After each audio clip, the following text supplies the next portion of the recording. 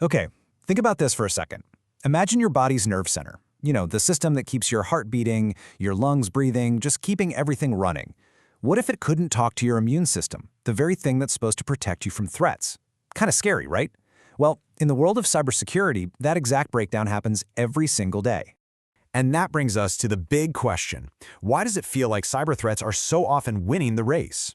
Today we're going to dig into a really fundamental problem, a disconnect, almost like a self-inflicted wound, that gives attackers a huge advantage before the fight even starts.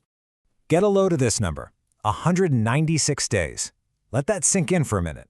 That's more than half a year.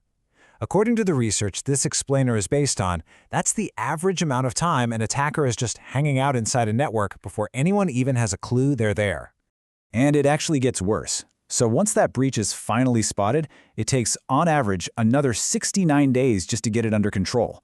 So add it all up, we're talking about nearly 9 months where an adversary could be doing whatever they want inside a network.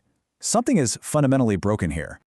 And that broken system brings us right back to our main idea, the nerve center versus the immune system. So let's meet the two teams who are at the very heart of this whole problem. On one side, you've got the Network Operations Center, the NOC. This is our nerve center. Their entire job is to keep the lights on, make sure the network is stable and running fast. Their success is all about one thing, uptime. Then on the other side, you have the Security Operations Center, the SOC, our immune system.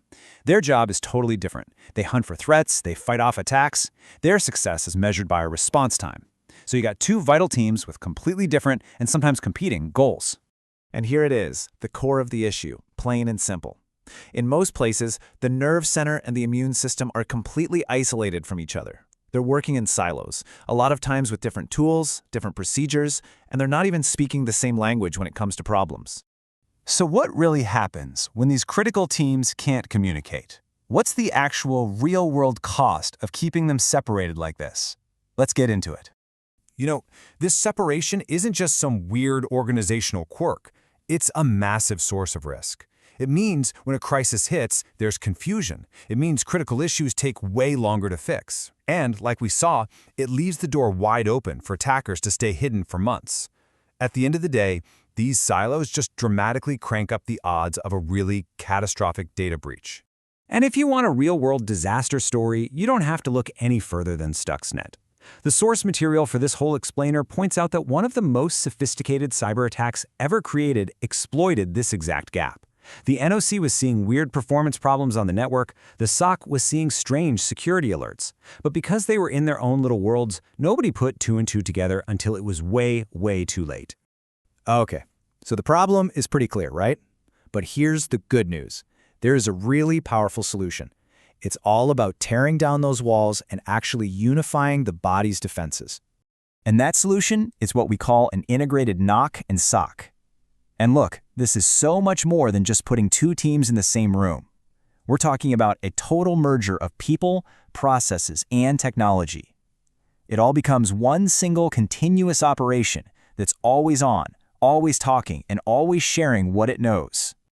The real goal here is to stop having to choose between being stable, that's the NOC's world, and being secure, the SOC's world. Instead, you build an organization that is both, right from the ground up. You're basically building resilience into its DNA. So how do you actually do that? How does this work in practice? Let's pull up the blueprint and see how you build this thing piece by piece. So, this whole framework really stands on 3 pillars, and they all have to work together. You need the right people with shared skills, the right processes so everyone takes the same actions, and the right technology to connect it all. Let's break each one down. First up, people. And honestly, this is the biggest cultural change. It means you're creating shared roles, and this is critical, you're cross-training everybody. Your network engineers start learning security basics, your security analysts start learning how the network is built. Suddenly, everyone's speaking the same language, and everyone is responsible for both keeping the lights on and keeping the bad guys out. Next, process. This is where you toss out all the separate playbooks and you create one single unified way to respond to any incident, from getting ready for a problem all the way to learning from it afterward. It's one seamless flow. So when something happens, there's no more finger pointing about, is this a network problem or a security problem? Nope, it's just an us problem, and one team with one process owns it from the start. And finally, technology. This is the glue that holds everything together. It's about taking all that separate data, network performance, security alerts, everything, and pouring it into one single source of truth.